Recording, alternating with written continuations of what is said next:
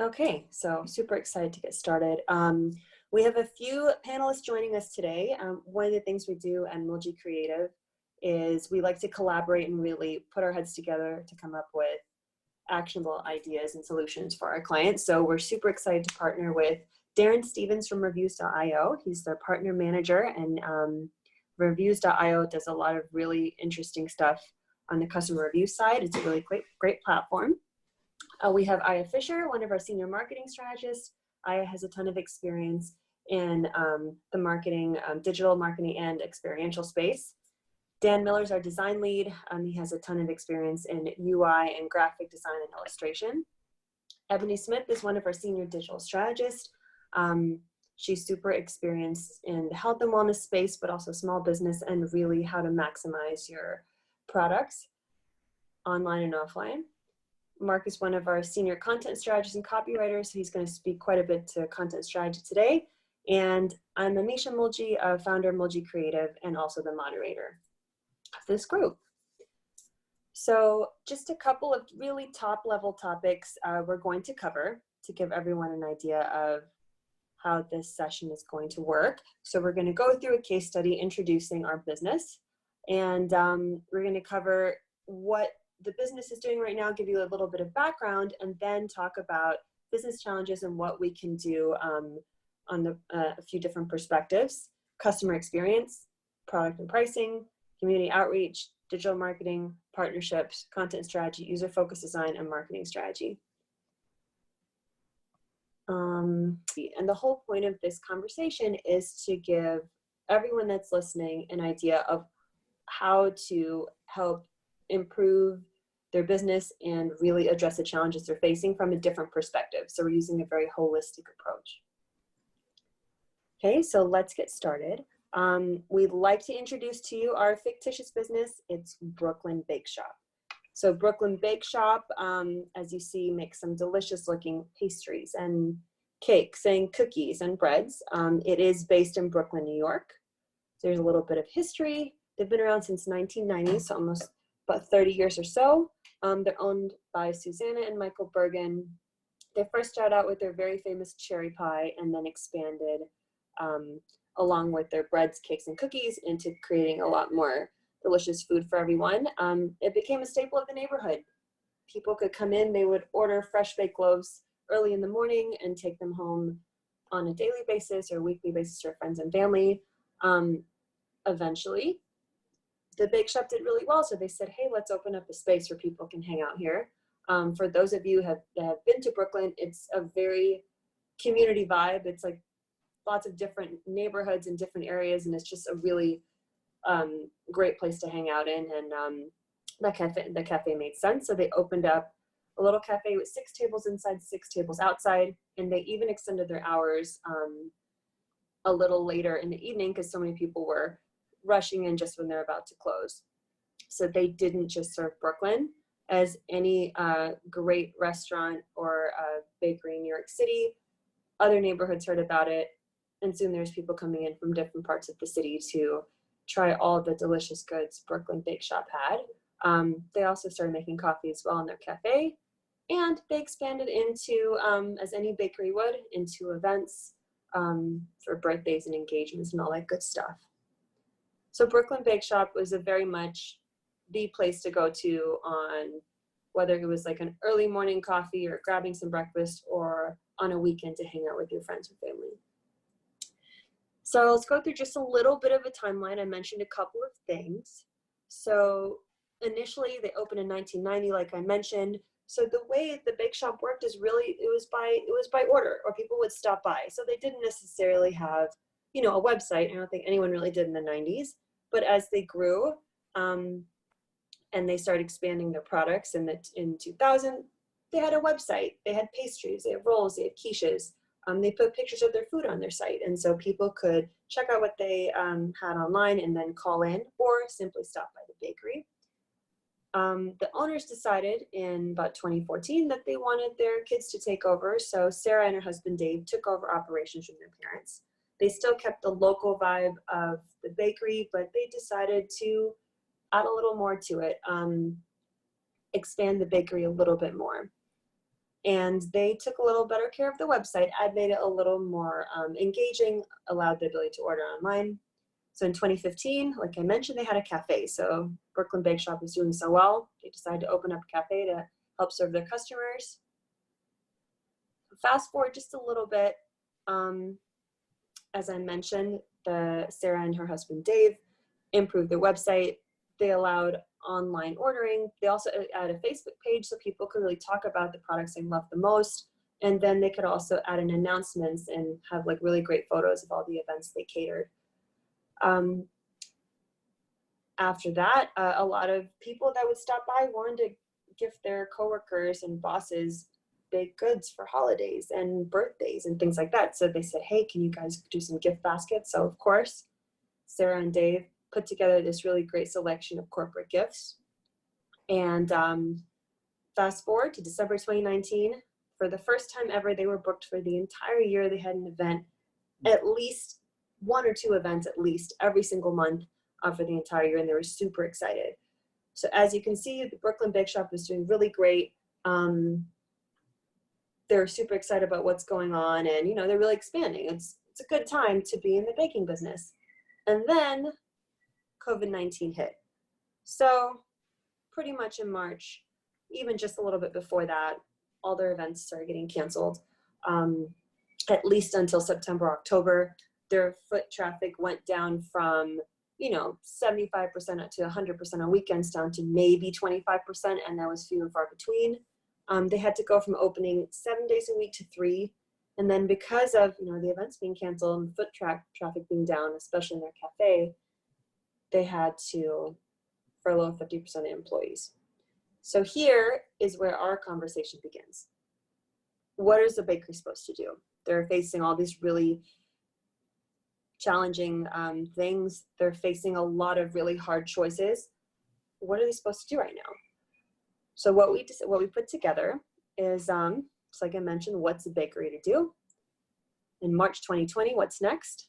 So what we've done here is we put together a few challenges to think about. And these are more high-level questions that are going to kind of they're going to be addressed by all the things we talk about. So number one, what do they do right now? How do they sustain themselves to be prepared for what's happening right now? And then when things reopen, they have to try to make sure their business stays open, right?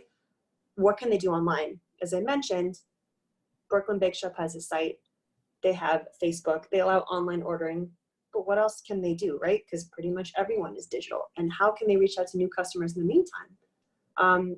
How can they really help people that get the experience at the cafe in person, translate that experience online? And how can they do that to help maintain and improve their profits? What can they do with their content? What should they talk about online? What should they be showing online? Is there any thing design-wise, photography-wise they should do? And then lastly, and most importantly, right now, how can they help serve their neighborhood and customers in this difficult time and really be like a support for the community? So these are some of the top level things we're going to talk about. And I'd like to start at the very beginning. I'd like to start with what we want to do as far as customer experience. What does that look like? What does that sound like? So Darren from reviews.io, thank you for joining us. Happy to be here. What do you think about this? Yeah, what would your take be for Brooklyn Bake Shop? Yeah, I think a lot of businesses sympathize with this business example. I know plenty have had similar experiences and are still trying to come back from it. One of the things that we highly recommended to all of our clients as soon as COVID hit is to get as close with your customers as possible. Really that community aspect, since they do have such a close, relationship with their community, is to continue to build on that relationship.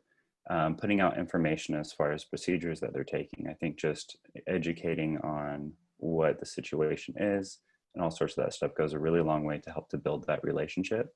But then also for the customers that are coming in, really listen to them. Listen to what they're saying, listening to what they want, and kind of really just leveraging that kind of feedback to communicate what their messages now and how to, and ultimately how they're kind of pivoting in the market, right? So I would say, you know, someone comes in and they order online and they come in for pickup if they're able to do that, right? Have everything already prepackaged and ready for pickup. If they're delivering, deliver all of that stuff and get feedback on that experience. How was the experiencing visit, you know, in person picking it up? If it was delivered to them, how was the delivery experience? And then really share that information. Listen to it. If there's things that they need to improve on those things, but to continue to work and build a relationship with their clients first and foremost. If there's any issues, make sure that they're taking care of them.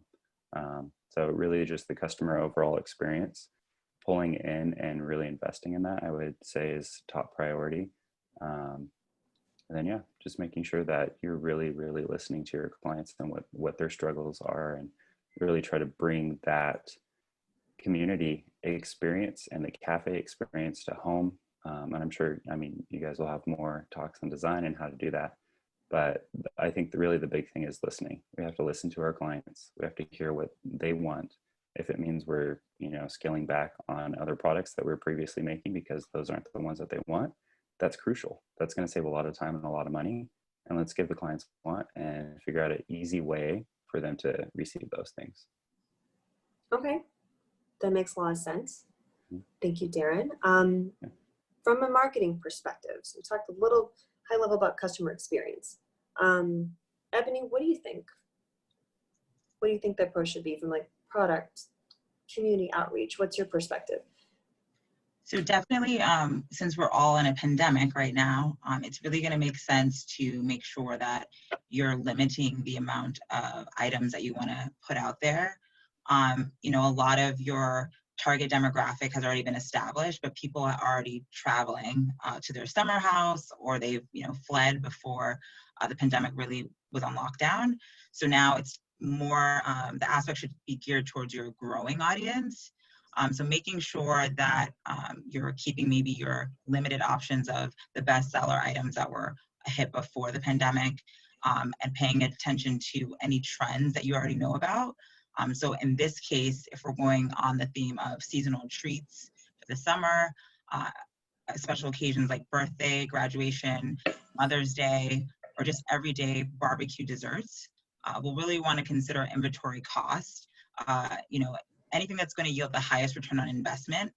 And then after addressing cost, we can narrow down from there items even more. So that way, until you've actually gotten to a profit, you know, that actually feels comfortable, you can start to add back on more items. As far as the community outreach, it's definitely going to be important to partner, if, you know, specifically with this business in the medical centers right now during the pandemic. Since we're dealing with food, you know, we all know that people on the front lines in essential businesses really need to get certain things, and quarantine birthdays, as we all know, have been really rough right now. So that's a really good way to partner community-wise, but also partnering with businesses that have the same target customer as you. This is a way to exceed customer service, because the customer is always going to come back to you first if they can get both things. A good example would be partnering with a balloon or decorations, maybe a flowers company, and you can add that on your website, so that they can just do it all in one, and maybe even a delivery, the same delivery person for the decorations and the bakery. Another thing to consider too is that if this is to work for a B2B, this is actually even more great, because in the same sense, you're actually going to be able to convince the other business that you're wanting to, you know, work with to partner with you on the same target niche, as far as like the services. So if the same service is acquired in, you know, two different places for the same demographic, it really works out for the customer to come back to you. Okay, great. It sounds like that, you know, Brooklyn Bake Shop has a few options here. Definitely, like they have so many different products. So it sounds like they can really look at what they have, pare down, and then have some really great partnerships to help them sustain business. That's really cool. I'd like to talk a little bit, continuing from what Ebony was talking about, for partnerships. So as we know, they have a corporate partnership relationship, right? So of course, with offices closed, there's no birthdays in person at the office. No one's over there. So what can they do to still sustain that and keep that those clients fed and happy about using taking home their products, but doing it in a different setting? So I think a couple of things they could look at is tweaking their existing services when it comes to corporate. So let's say they're offering, you know, a selection of corporate gifts to the office. Maybe pare that down and partner up with a local delivery company. Sure, they could use like a Postmates, or if you want to do Grubhub or Seamless, but maybe they could go somewhere to a local company that needs a business as well and partner up in that way, and then maybe still serve their clients at home. So just like everyone has like those Zoom meetings and like back-to-back calls all day, maybe you can have a virtual Zoom Brooklyn Bake Shop birthday. I don't know, something like that. So I think it's important for them to look at how they can adjust and still help serve their customers through their existing services. On the other side, definitely looking at, speaking of community, and looking at charitable organizations, what can they do to still sustain their bottom line, still sustain their prices with a pared down inventory?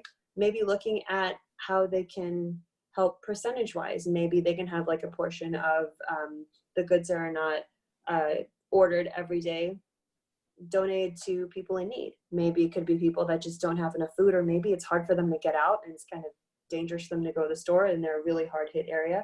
Maybe they can provide that. So really looking at how they can still sustain baking everything they need and keeping their employees busy, but also helping give a percentage of that to charity, I think could be an interesting perspective.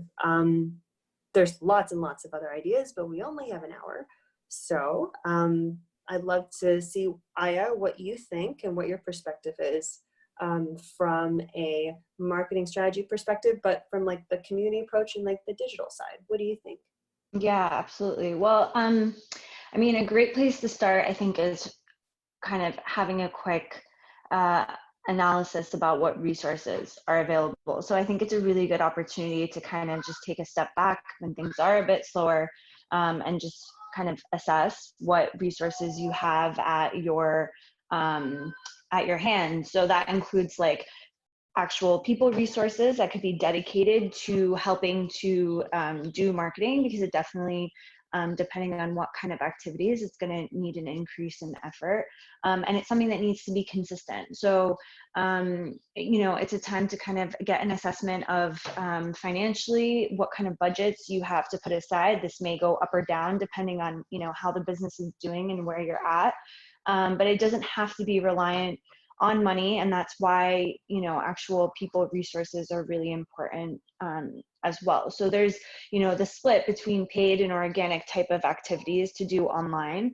And just talking about organic, again, consistency is really key. So as long as you have someone that's kind of dedicated and who can keep an eye on things, this can be really, really beneficial to kind of ramp up and utilize some resources that are, you know, very low cost to no cost, and just involve a bit of time and kind of focus.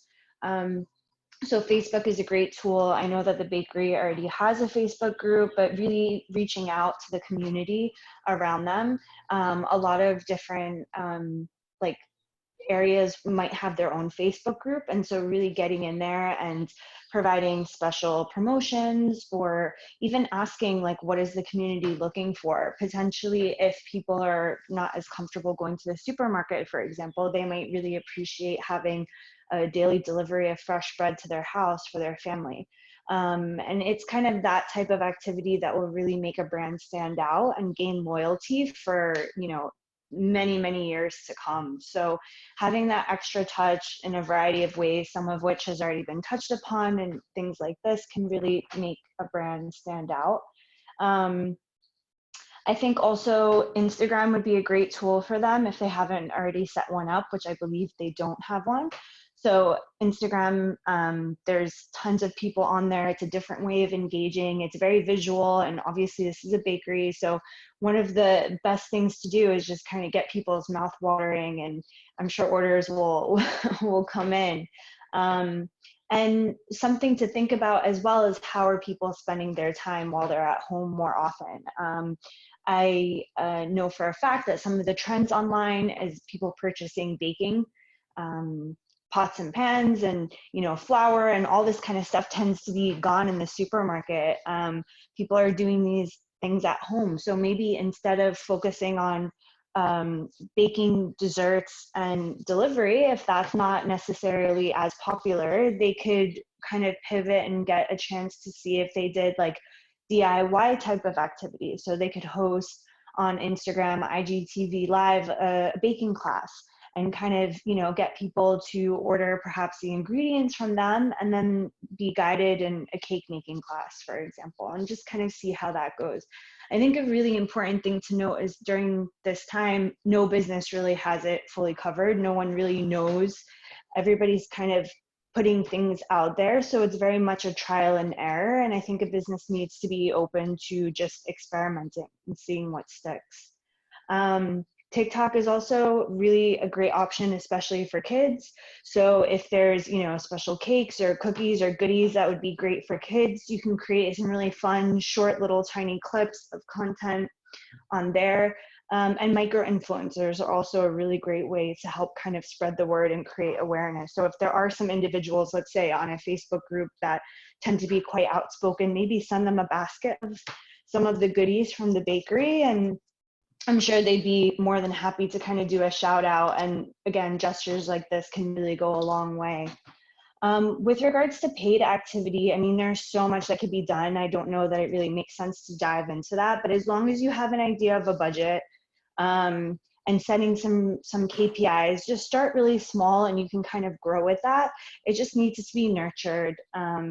And if you first focus on organic content and see what works and what doesn't, that would be a really good way for you then to put some investment behind it and then be in a stronger position for that to perform well. So it's something to keep in mind as you spend more time on creating some cool content. Okay, great. So all kinds of stuff they can do digitally as well. It sounds like it's awesome. So we've heard a little bit about customer experience, the marketing side, as we've heard there's a few different things Brooklyn Bake Shop could do. What does that look like visually? What does it look like on the design side? Dan, what are your thoughts? Well, certainly enhancing your social feeds with, with good photography, like you were mentioning, more, if possible, images of, deliveries being made with customers with happy faces, but also just putting your little watermark or putting those little text tabs you can do over images that, another happy customer, just nice positive messages of support, for those that they're delivering to, or if, they're doing community projects. Certainly tie in, putting your logo and the program's logo together. One thing I was just thinking when she was saying about certain DIY things that you could design for kits to go home for the bakery, if it's at all possible, making custom cookie cutters, that could be part of a package that could go out. So, you're making a delivery of, the pastries, but then, the family can still, make some fun cookies or something that you've designed either with your logo or some kind of typography or something simple, but you give them the products to do. Yeah, all you see these days on these COVID posts are certainly community outreach posts with typography and lettering over the images of encouragement and support. Number one would just be making sure your website looks okay and that user experience and user interface online order button is top and center so nobody's looking for it. Yeah, if there's any other things design wise, if you don't have your brand materials already set up, certainly there's a couple packages out there that we could suggest a couple sites to look at. Just buying a stamp with your logo where you can brand the packaging that you're delivering to people, or get a roll of stickers with your logo and certain vital information that you can just start slapping on to-go packages to just keep your brand out there a little bit while you're adapting and pivoting. All right, awesome. Thanks, Dan. Okay, so I've talked about the visual piece. What about the written piece? Mark, what do you think from a content strategy perspective? What can people do right now? Yeah, I actually, I have like a couple of slides. Could I share my screen? Yep, you sure can. Okay.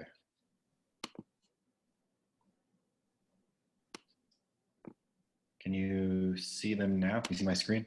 Yep. Okay. Well, this is what a slide looks like when a copywriter puts it together. So, but I just have like 5 slides. I'll try to stick to my 5-minute time limit. Each slide is just like a different high-level idea, not necessarily grounded in a bakery, but certainly can be. And I don't, let me see, make sure I can find the notes.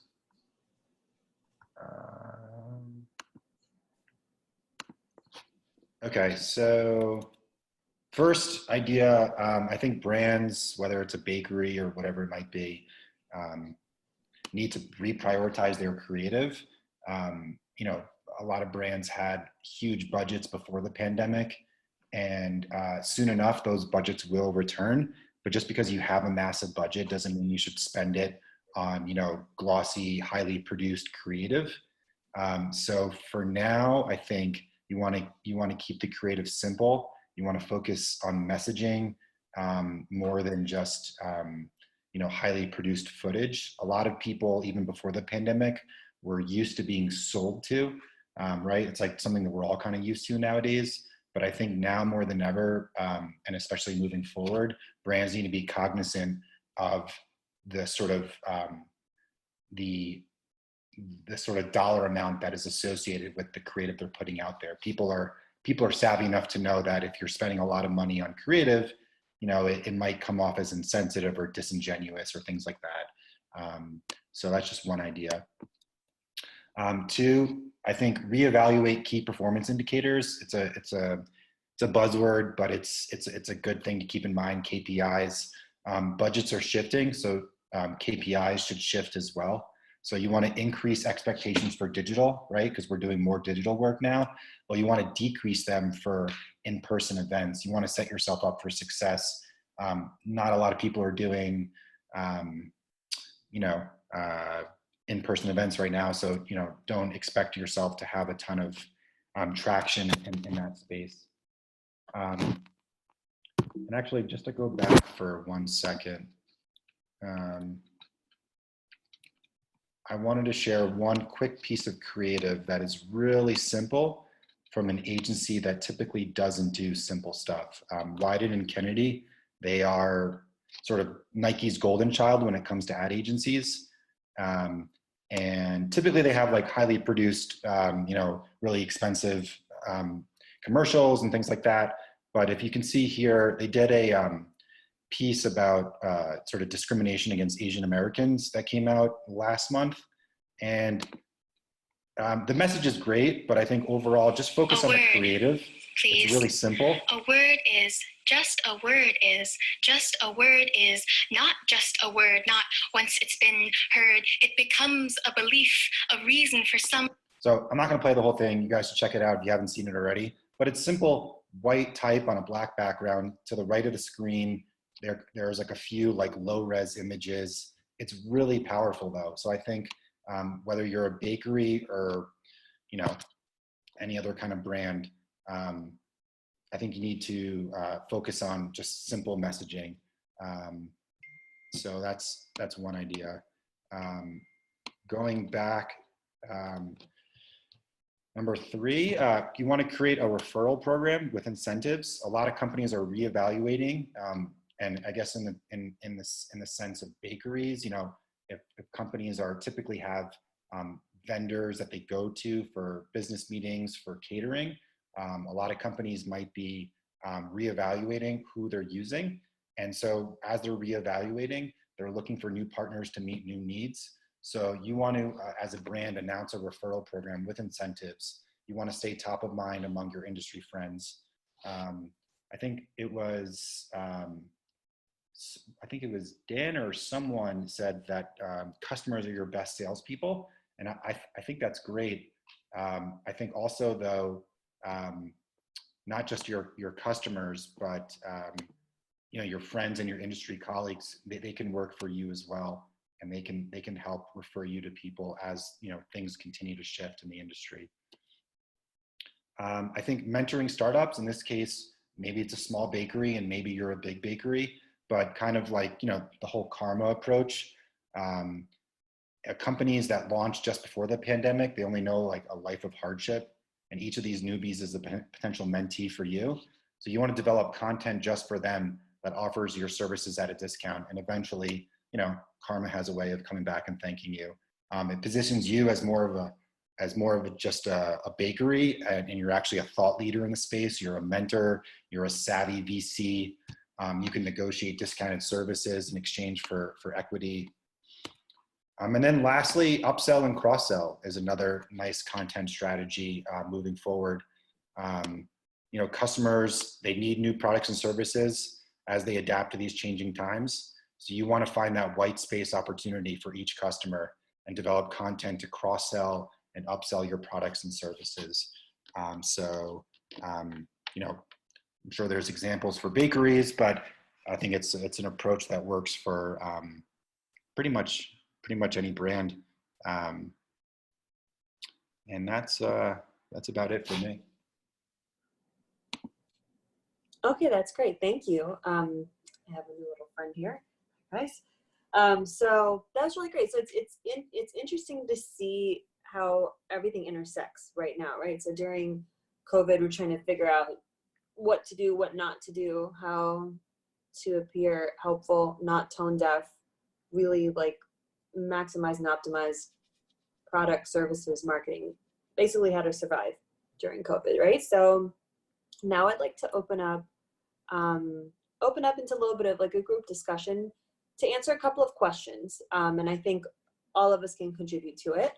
So jump in when you see fit. So hearing what we can do during COVID, or what Brooklyn Bake Shop can do during COVID, they have a lot of options, right? So what do you guys think would be the best way, maybe even one idea of how they can keep like the repeat business going and then also gain new business at this time? So we've had a lot of different, like from online cooking classes to like a DIY kit to like looking at partnerships and community outreach. What do you guys think would be a key thing that the bake shop should focus on right now? If we were to recommend, hey, this is one type of thing you should continue doing. I know it's a broad question, but any thoughts, guys? I mean, I would, for the visual design stuff, I'd focus on photography. Just one example in my neck of the woods was basically just a breakfast sandwich place that was a pop-up, didn't have its own kitchen. With all this that's going on, a sit-down restaurant has a kitchen available now because they're doing a whole lot less cooking. They allowed them to partner and come in and use their kitchen in the morning, and they just took these mouth-watering pictures of these breakfast sandwiches and were, you know, allowed to circulate those on their Instagram, but then just got some of their community friends to regram them in their feed, and basically their business, you know, picked up in the last 2 weeks. So that seemed to be a pretty successful thing. But it could have just been one of those new iPhone cameras. Like they didn't have to go hire somebody, even though I'd recommend that. Mm-hmm. You still can get some pretty incredible food shots if you just take a moment to set up a little scene with some nice lighting, and mm-hmm. Also Google just some food photography tricks, because there's a lot of tricks that are out there that you wouldn't even think make a lot of those images look a lot better. But mm-hmm. That'd be one thing I'd suggest. Okay, like portrait mode. Portrait mode's always helpful. Yep. An iPhone. So that's interesting. So you're saying develop more content, keep it obviously on target, on topic, on purpose, and then use that to fill up your social media channels, right? So it makes sense. Yeah, they just did a push. I mean, they took maybe, they only had 10 items, so it wasn't a big heavy lift, but they just put the food in front of a gray backdrop, took some really nice photos, and then they just started, blasting their friends and neighbors, and it picked up enough. Yeah. So what do you think from a customer review perspective? Like, it feels like you're listening more to the customer now, right? As you mentioned. So if we're putting out more content on a pared down product line, you want to hear what the customers have to say, if they like it, if they don't, should they change it up? Should they do, I don't know, peach instead of cherry pie? Whatever the options are, what do you think would be most beneficial in this case, Darren, to really understand the customer? Like, what do you think? Yeah, well, I think that at least today and moving forward, the customer experience and the online experience are synonymous. The majority of business is going to be driven online. And so having that really good online presence with design and great photography, really easy call to actions, all of that is fantastic and necessary. But also showcasing customer feedback in the form of reviews, right? When you look for a local business, the top line ones that you're going to go to are the ones with the highest star ratings. And those are from, reviews that you're collecting. Having those published directly online, and then also pulling in user-generated content from someone getting their deliver to home or trying it out for the first time, whether it's a video or photo with, the review saying this was a fantastic service, feels like I'm back in the cafe, but I'm eating in my kitchen. Those sorts of things are what you really want to highlight right on your website. So that way, when all of your, past clients come and visit to order online, they see that you're working really hard to continue to build that customer experience, that relationship within the community and those sorts of things. But also for the new business that's going to be coming, because you are investing in your online presence and you're going to be driving traffic to that too, they're going to be getting verified feedback from people who have experienced it. And they can see the beautiful product photography and images from the business itself, but also the UGC of people using it and seeing that it's identical. Right? You have a beautiful image of your product here, but then you see the UGC and it's not that product, that kind of gives mixed signals. So having the really good UGC from your clients showcasing that what you're delivering is what they're ordering helps to build consumer confidence, increases conversion. And then all of those channels just get to expand as well, from your Facebook to your Instagram to your Twitter, whatever social channels you're pushing out through.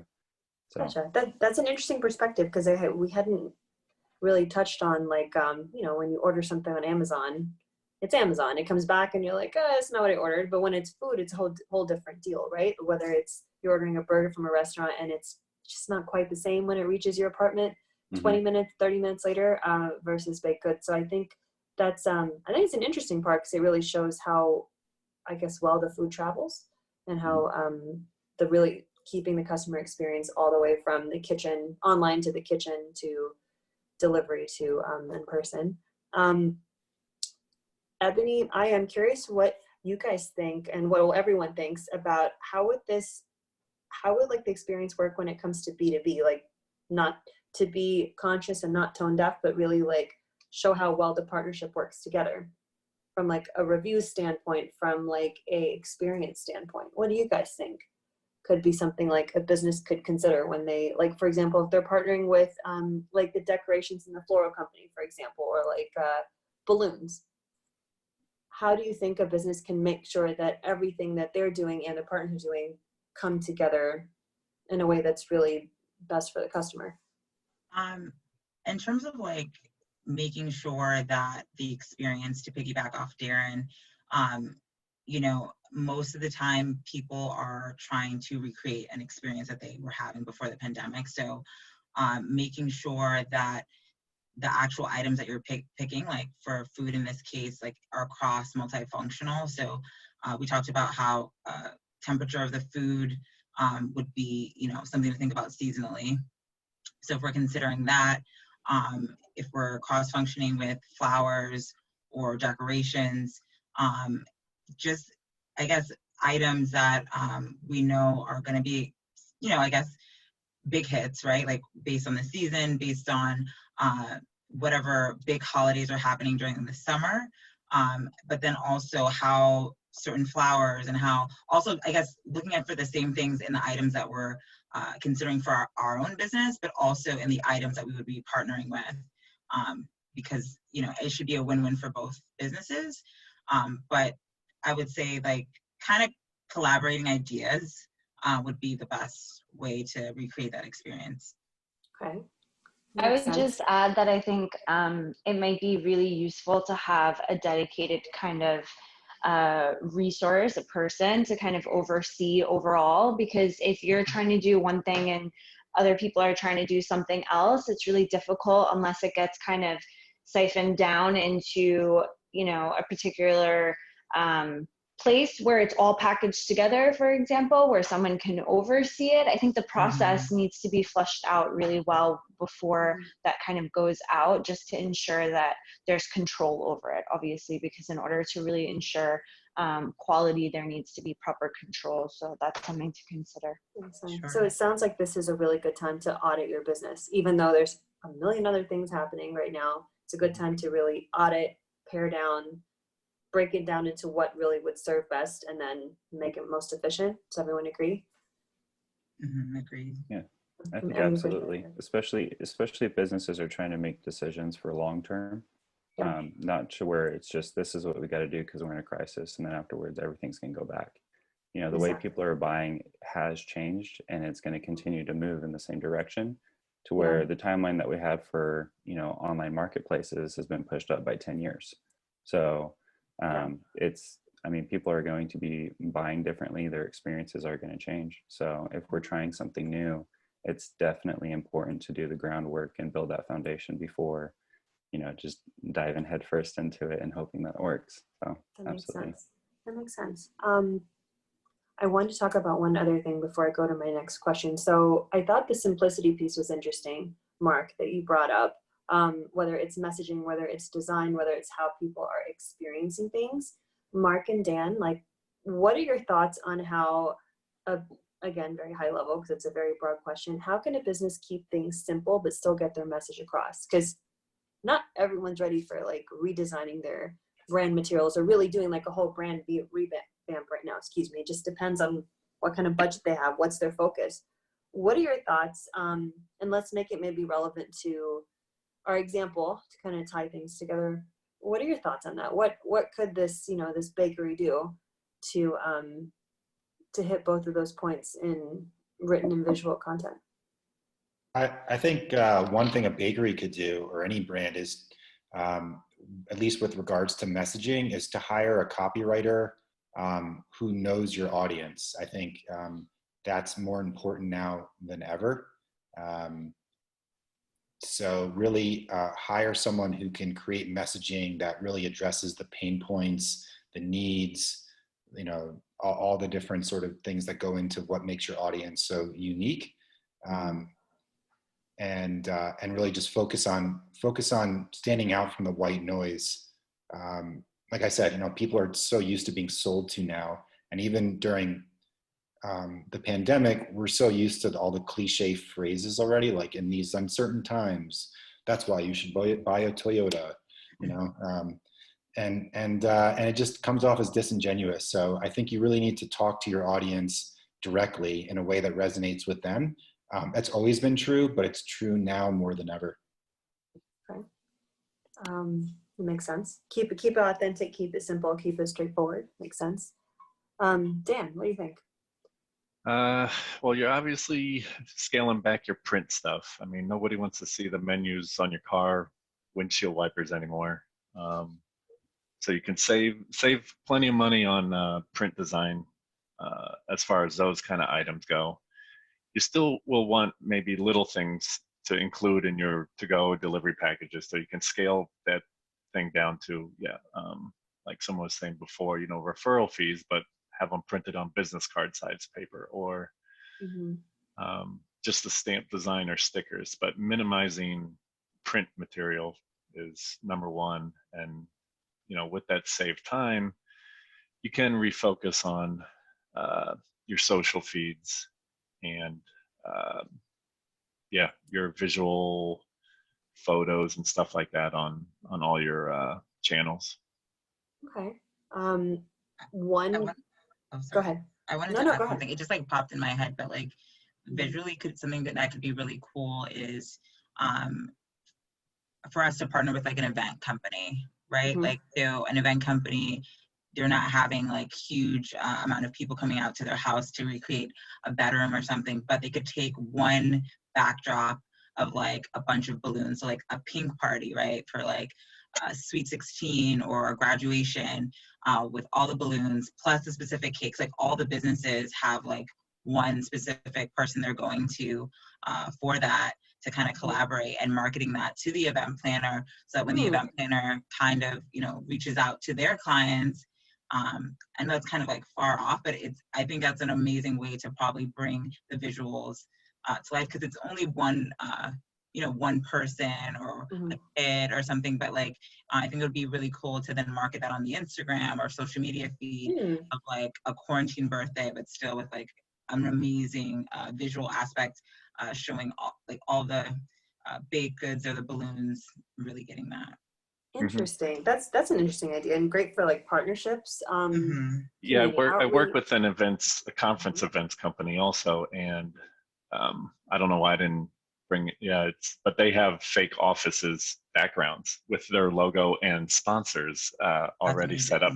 Yeah, for these Zoom Interesting. calls. So while they, you Okay. know, might not be wearing pants in the Zoom call, they still are in like an office settings, which is Yeah. definitely a nice touch to think about.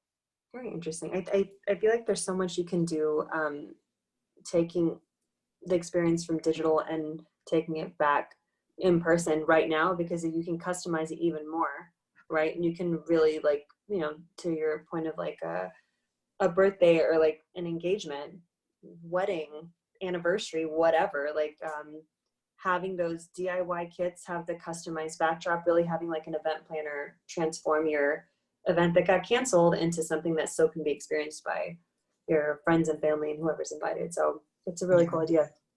Also, Very cool. one other idea, just thinking about the hierarchy of your messaging, focus less on the product and more about what you as a company are doing with your money right now. I think need for a lot of transparency, especially with a lot of like ongoing social issues. So I think where certain messaging may have been deprioritized during like sort of normal times, now I think people are more interested on how are you spending your money, your profits. So, you know, instead of selling a bagel, talk about how, you know, 10% of your sales go towards helping whatever. But I think that would resonate with clients and customers now moving forward too. Definitely. I mean, the community piece, it's always been important, but you're right. A lot of companies don't necessarily put enough into it. So I think makes sense. One quick idea I thought of is when Dan was mentioning, like, you know, the print pieces, like putting something into your to-go packages or boxes or whatever. Maybe it could be interesting where you have something where you share it with someone else, kind of like, you know, like the pay it forward concept. So if you get some sort of delivery to your apartment, let's say, and it's whatever, a box of cookies, whatever you like to order, but it has like something where like, hey, share this with a neighbor and they get XYZ for free. So it introduces a new customer, you do something kind for someone else, kind of, you know, spread a little joy in one of the most tumultuous times I think we've seen to date so far right now in the last few decades. But yeah, just finding a way to keep people more engaged and really helping each other can be interesting. So awesome, guys. So before I wrap up, I want to open up for any questions. Linda has joined us. So I was curious if you have any questions, Linda, that you'd like us to answer, or anything related to a business you'd like to talk about.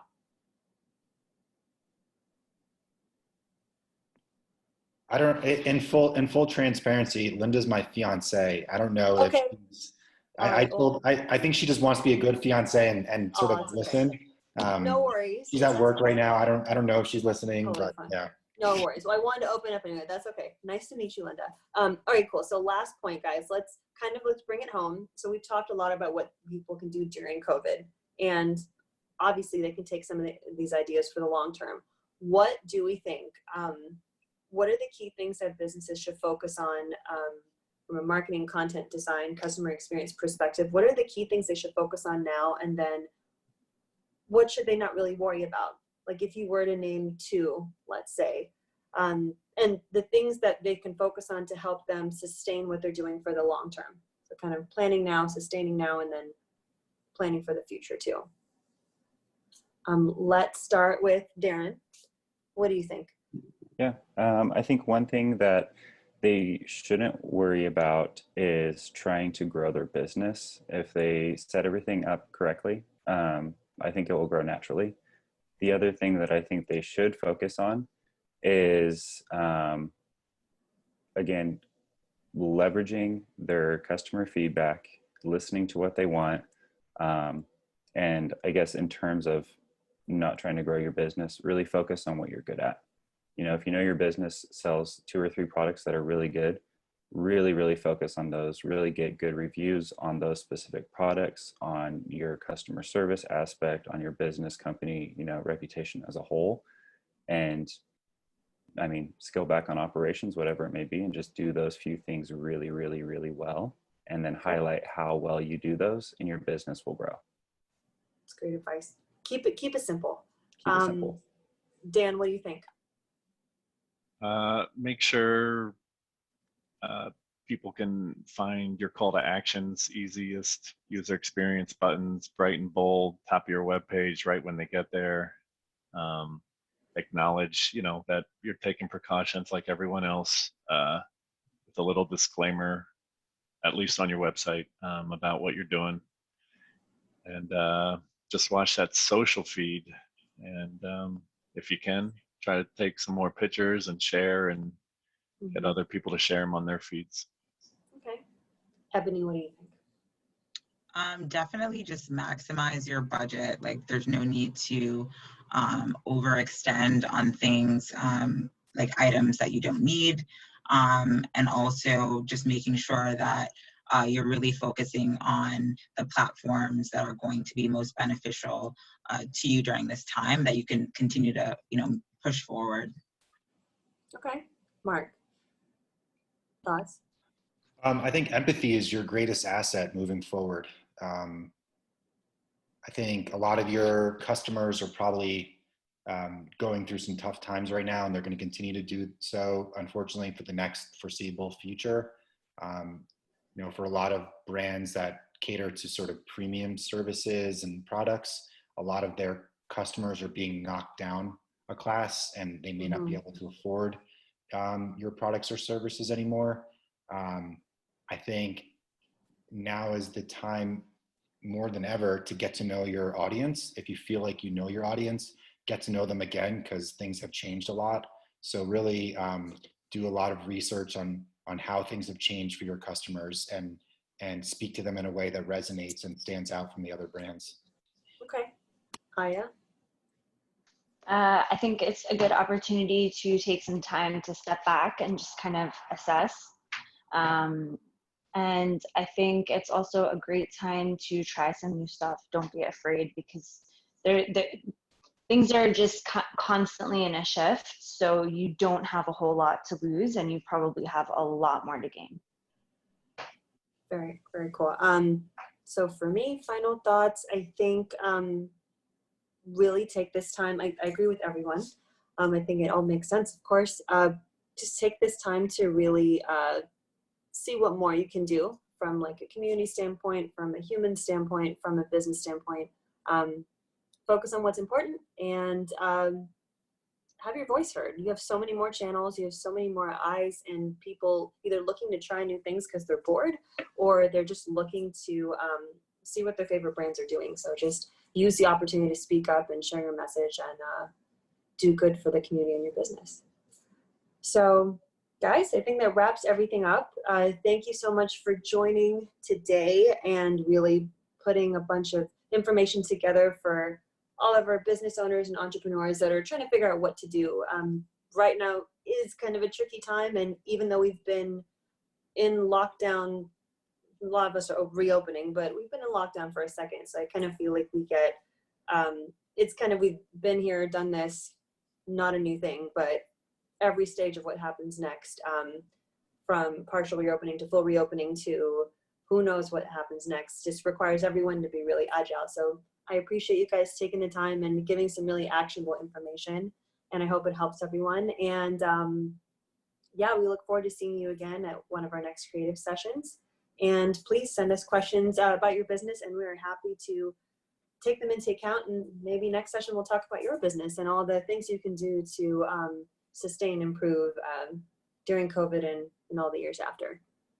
All right. Thank you for joining, everyone. Have a great day. Take care. Thank Thank you. Thank you. Bye. Bye.